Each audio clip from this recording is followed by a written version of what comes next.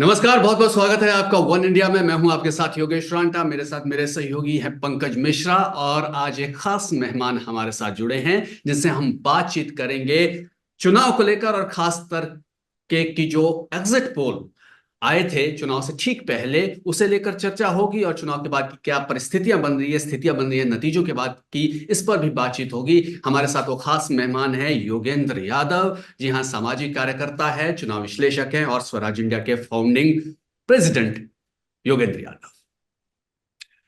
शुक्रिया। Yuvendra, we know it must have been very hectic last 48 hours, but even before the exit polls came in, you had made some predictions also. And, lo and behold, as many publications have touted you as the soothsayer, the person who got it absolutely right in the run-up to the results on June 4. If I may say so, you were the only person who got the numbers more or less right. And you had said that the BJP is going to lose maximum in the Hindi belt. What was it that prompted you to make that statement? And the UP example, the Uttar Pradesh example, how did you read the writing on the wall? Thank you. Allow me to begin with a disclaimer. I'm not a sepologist. I used to be one in my previous birth. That's about 10 years ago. I gave it up. I had no intention of being a sepologist or a soothsayer of any kind. As a political worker, I was doing a job, which is an important job. That is to say, to puncture a false narrative that was being created in the country. And it's not just so the fact that the final figures that I gave, 242 to 60 for BJP and the numbers for India, happen to have come more or less correct. Right. To my mind, that's a bit of a fluke. You make multiple errors and those errors cancel each other out and the figure looks stunningly good. These things happen. To me, that's not the most important thing. I believe my real contribution, the small contribution that I made, was that throughout the campaign, I kept pointing to a reality which was out there in the open. Anyone could have seen it, but no one was willing to talk about it. I said, not before elections, on 26th April, after the first round was over and second was about to begin, I said, Uttar Pradesh mein rajnetik bhuchal aane wala hai. I did a tweet. I gave my reasoning and I invited everyone to check it. No one bothered to check. The media rhetoric went the way it usually does. Then, with every phase, I kept pointing to the fact that in a very large geography, BJP was systematically losing votes and seats. I did say that BJP will gain in the coastal regions. My impression throughout the last 2 months was that BJP's gains in the coastal region would be to the tune of 15 seats or so. Finally, it turned out to be about 22, 23. And I kept saying that their losses in that territory from Karnataka and Maharashtra till Bihar, the losses would be at least 65 and 70.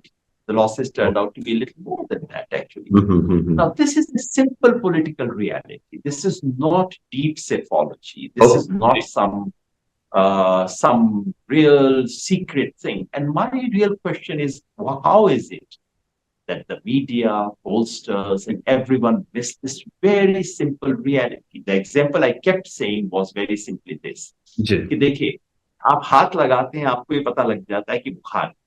Thermometer आपको बताता है कि 101.2 है या कि 200। आप mistake कर सकते हैं, लेकिन बुखार है तो दिखना चाहिए ना। ये क्यों नहीं दिख रहा था, मुझे समझ नहीं आ। बिल्कुल, यहीं से सवाल सर जाहिर तौर पर उठता है, जो आपने खुद इशारा किया कि बाकी लोग क्यों नहीं इसे देख पा रहे थे। क्योंकि जितने भी आंकड़े आ रहे थे, लगभग सारे के सारे आंकड़े 99% एक ही दिशा में थे। ये क्या जो सैंपल इकट्ठे किए जाते हैं उसमें गड़बड़ी, डाटा में गड़बड़ी, उसके इंटरप्रिटेशन में गड़बड़ी, या फिर कुछ और पर्दे के पीछे चल रहा था? आपने ठीक कहा। देखिए, ये सिर्फ एग्जिट पोल की बात नहीं है। देखिए, एग्जिट पोल गलत सूचना दे, इससे बहुत ज्यादा फर्क नहीं पड़ता, क्योंकि तब तक वोट डल चुके होते हैं। एग्जिट पोल से सिर्फ सट्टा मार्केट पे फर्क पड़ता है, उससे शेयर मार्केट पे फर्क पड़ता है। और मैं सच कहूं, मेरे को इन दोनों से कोई लेना देना, मतलब मेरे लिए इसका कोई महत्व नहीं। मगर मुझे जिसका ज्यादा चिंता थी वो ये कि चुनाव शुरू होने से पहले 2 महीना पहले प्रधानमंत्री ने भोंपू बजा दिया 400 पार, और सारा इस देश का मीडिया डुगडुगी बजाने लग गया 400 पार 400 पार 400 पार, आएगा तो मोदी ही, मोदी है तो मुमकिन है। माने जैसे ये सारे लोग कोई मोदी के स्पोक्स पर्सन, और कई बार माफ कीजिएगा, मुझे बहुत बार महसूस होता था चैनलों पे, इससे जाना वाना मैंने बंद कर दिया। मुझे लगा कि बेचारे बीजेपी के स्पोक्स पर्सन को क्यों बैठाते हैं, एंकर खुद ही बीजेपी का स्पोक्स पर्सन है उनसे ज्यादा। तो उन्होंने पहले डुगडुगी बजा दी 400 पार। उसके बाद इलेक्शन से पहले इतने ओपिनियन पोल्स आए, सबने कहा कि बीजेपी तो बहुत कमाल की परफॉर्मेंस करने वाली। बीजेपी, किसी ने 320, किसी ने 370, एक ने 411 दिखा दिया। मतलब कुल मिला के देश में चुनाव शुरू होने से पहले माहौल बना दिया गया था कि भाई बीजेपी तो बस अब तो जीत ही गई, अब तो फॉर्मेलिटी बची है सिर्फ। और फिर पूरे इलेक्शन के पीरियड में जबकि ओपिनियन पोल्स पे बैन था, उस वक्त मीडिया ने मोटे तौर पे वही तर्ज जारी की। ये जो है ये दिक्कत की बात है। एग्जिट पोल गलत हो गए वो बहुत छोटी बात है मेरे हिसाब से। वोट डालने से पहले जो वोटर के मन में इंप्रेशन बना दिया गया कि भाई आएगा तो, ये बहुत खतरनाक है और इससे बहुत नुकसान हुआ। जी ठीक है योगेंद्र जी, ऐसा क्या रहा आपके लिहाज से, from your understanding, which BJP failed to read or maybe miscalculated? Was it the public sentiment? जैसा आपने कहा बुखार है, मालूम तो उन्हें भी रहा होगा, चाहे इसे आप बड़बोलापन कहें, they bit more than they could chew. Still, जो आंकड़े आए वो मुझे नहीं लगता है बीजेपी को उसकी उम्मीद थी या उसकी उम्मीद लगाए बैठे थे। क्या, कहाँ गलत रहे वो? दुनिया भर में डिक्टेटर्स के साथ ये होता है कि वो सोचते हैं कि सब बोली दी जा सकती है। पब्लिक, क्या होता है कि एक बार आप पब्लिक को बेवकूफ बना लीजिए, दूसरी बार बेवकूफ बना दीजिए, तो उसके बाद लगता है कि पब्लिक को तो कुछ भी पिलाया जा सकता है। 15 लाख बोल दो, पब्लिक भूल जाएगी। Taken for granted. बोल दो कि अच्छा जी, टेकन फॉर ग्रांटेड, सॉरी। हाँ, आप पब्लिक को ये बोल दो कि अच्छा डिमोनेटाइजेशन 50 दिन मुझे दे दो, उसके बाद मुझे खंबे से लटका देना, पब्लिक भूल जाएगी। बोल दो कि किसान की आय डबल कर देंगे, बाद में जवाब ही मत दो, पब्लिक भूल जाएगी। तो ये जो this complete conceit and hubris put together is a situation in which undemocratic or rulers with undemocratic bent of mind tend to believe that they can spin anything around, and with media in your body it was very easy for them to believe कि media का क्या है, शाम को 3 बजे phone कर देंगे, ये वाली खबर चलाओ शाम को, ऐसा क्या है, किसकी हिम्मत है हमारे खिलाफ बोलेगा। इसके बाद वो जो होते, उसके बाद जो आपकी आंख के सामने सिग्नल आ रहे होते हैं उनको आप कहने लगते छोड़ो ना, क्या फर्क पड़ता है, मैनेज कर।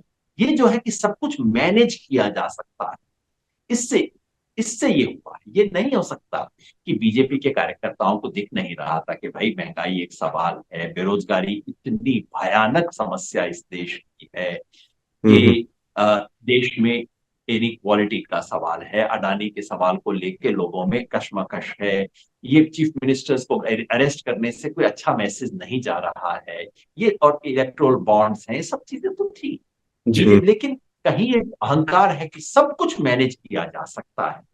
ये दुनिया में बड़े बड़े लोगों को लेकर हुआ है। यही मिसेस गांधी के साथ 1977 में भी हुआ, कुछ वैसा इस बार भी हुआ।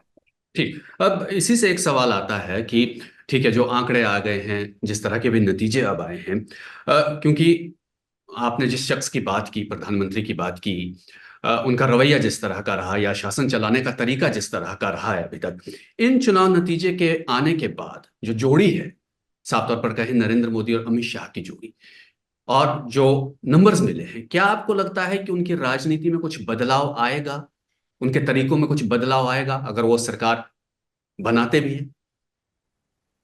कल शाम तक तो नहीं लग रहा था। कल शाम उनकी स्पीच सुन के देखिए आप, बिल्कुल ऐसे लग रहा था कि 320 वाली स्पीच तैयार की हुई थी और 230 आने के बाद भी 320 वाली स्पीच चला रहे थे। और मतलब उसमें भी एक देखिए, मतलब आमतौर पे अगर मान लीजिए आप किसी एग्जाम में जाएं और एग्जाम में नंबर जो आपने कहे थे उससे आपके मतलब आधे नंबर आए, तो आपकी, मेरी साधारण व्यक्ति की हिम्मत नहीं होगी कि उसके बाद में टीवी के ऊपर आऊं और बोलूं शानदार सफलता, आपका धन्यवाद, देश मेरे साथ है, ये सारी बातें कहने के लिए बहुत अव्वल दर्जे की बेशर्मी भी चाहिए और एक खास तरह का डिस्कनेक्ट चाहिए। ये जो अहंकार है ये सब मैनेज कर लेंगे। कल भी सारी टीवी चैनल्स ने उठा के प्रधानमंत्री काट के प्रधानमंत्री को दिखाया। तो ये जो कल शाम तक तो कम से कम यही लग रहा था कि देखो सब मैनेज कर लेंगे, पहले से ही घोषणा कर दो ना।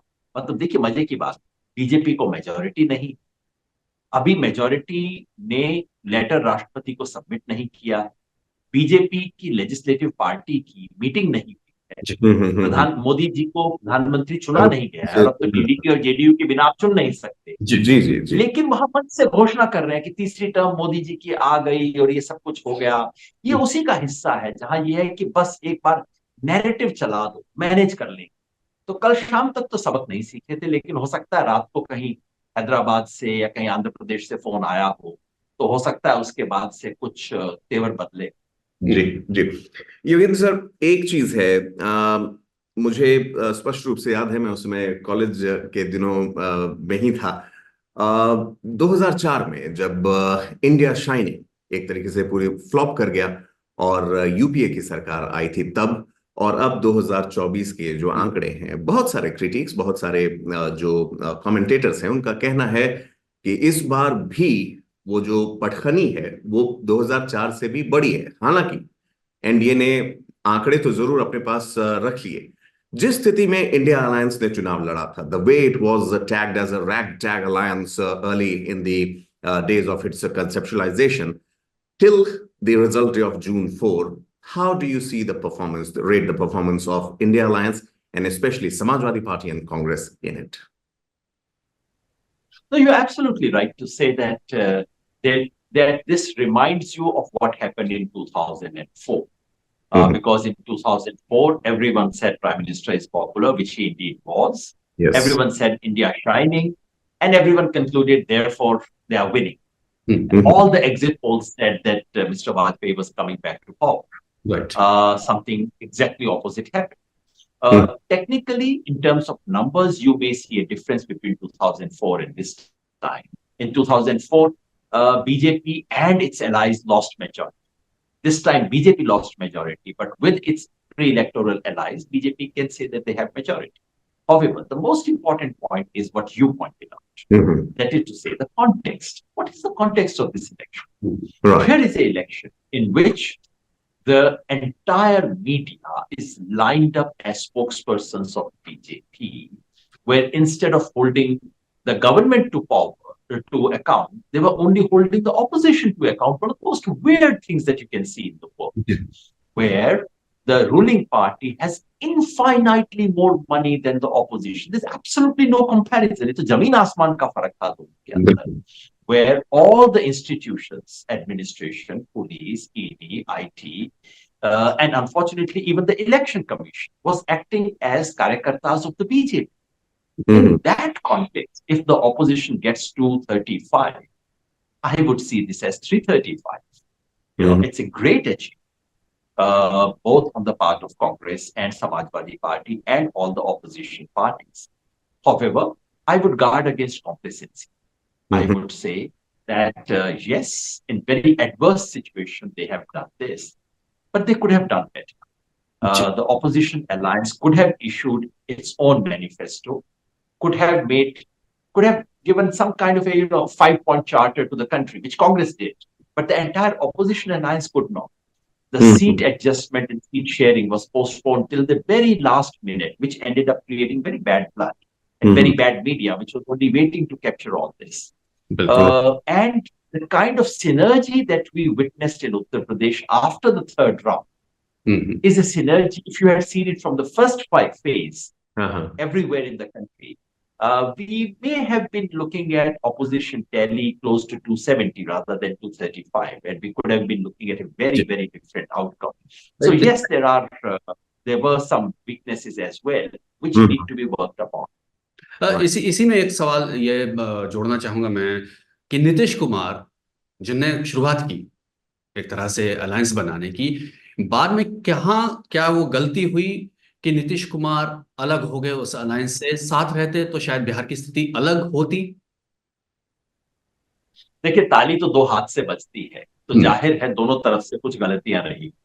नीतीश कुमार जी का रातों रात इस तरह से पलटना नीतीश कुमार जैसे कद्दावर नेता के छवि में बहुत बड़ा धक्का लगाता है, और उनका जो छवि जिस तरह की बनी, पलटू राम वगैरह लोग कहने लग गए उनको, उससे रिकवर करना उनके लिए बहुत मुश्किल होगा। तो जाहिर है उनकी कमी रही, लेकिन साथ ही में कहीं ना कहीं जो बाकी गठबंधन के एलाइज थे उनकी तरफ से जब आप ऐसा अलायंस चलाते हैं तो आपको सबकी फीलिंग, सबकी एम्बिशन, सब तरह की चीजों के बारे में सोच के उसको एकोमोडेट और एडजस्ट करना होता है। कहीं उसमें कमी जरूर रही होगी, और ये आने वाले दिनों के लिए इंडिया कोalition के लिए एक सबक कि आपको इस कोalition को बहुत समझदारी से सबको एक साथ रख के चलाना है, नहीं तो दिक्कत हो जाए।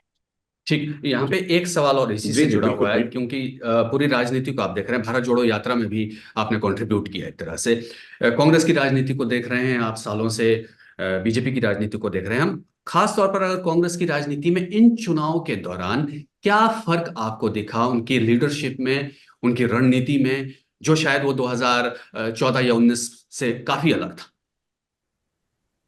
देखिए, दो बहुत बड़े बदलाव थे, दोनों के लिए मैं राहुल गांधी को क्रेडिट देता हूँ, और एक तीसरा और बदलाव जो कि जिसके लिए खड़गे जी को क्रेडिट मिलना चाहिए। पहला कि 2022 में उत्तर प्रदेश में बीजेपी की सफलता के बाद, जहां इतना मायूसी का माहौल था और सबको लगता था कि ले दे के हिंदुत्व के विकेट पे ही सबको राजनीति करनी पड़ेगी, ऐसे में राहुल गांधी ने ऐलान किया कि मैं उनकी पिच पे राजनीति नहीं करूंगा, और भारत जोड़ो यात्रा इसका एक बहुत बड़ा ऐलान था कि हम कुछ अलग कर सकते। ये बहुत हिम्मत की बात थी, बहुत कम लोगों में इस तरह का एक कैरेक्टर होता है जो राहुल गांधी ने डिस्प्ले किया। दूसरा, जो भारत जोड़ो न्याय यात्रा और उसमें जो 5 बड़ी घोषणाएं हुई, पांचों जो कि कांग्रेस का जो जनाधार है उसके, महिला, युवा, दलित, गरीब, मजदूर, इनके लिए हुआ, वो एक तरह से कांग्रेस के जनाधार से जुड़ने की एक दोबारा कोशिश, जो कि कांग्रेस की नीतियां और नेतृत्व कांग्रेस के अपने जनाधार से दूर होगा, उसको वापस लाने की कोशिश। इसके लिए भी राहुल गांधी को क्रेडिट मिलना चाहिए। और तीसरा, मल्लिकार्जुन खड़गे जी के आने के बाद से कांग्रेस में कई सांगठनिक चुस्ती एक तरह की आई, वॉर रूम काम कर रहा है, जो कुछ काम किया जाना चाहिए, जिस तरह की बातें बीजेपी में होती हैं उसका एक अंश आया मल्लिकार्जुन खड़गे के आने से, और इस सब ने मदद की कांग्रेस को 52 से 99 तक पहुंचने में। यहां मैं इतना जरूर जोड़ दूं, मुझे महसूस होता है कि जितना काम 52 से 99 में लाने में करना, 50 से 100 जाने में जितनी मेहनत लगती है, उतनी मेहनत से आप 100 से 250 भी पहुंच सकते हैं। और ये कांग्रेस के लिए सबक भी है, शाबाशी भी है और चुनौती। Right.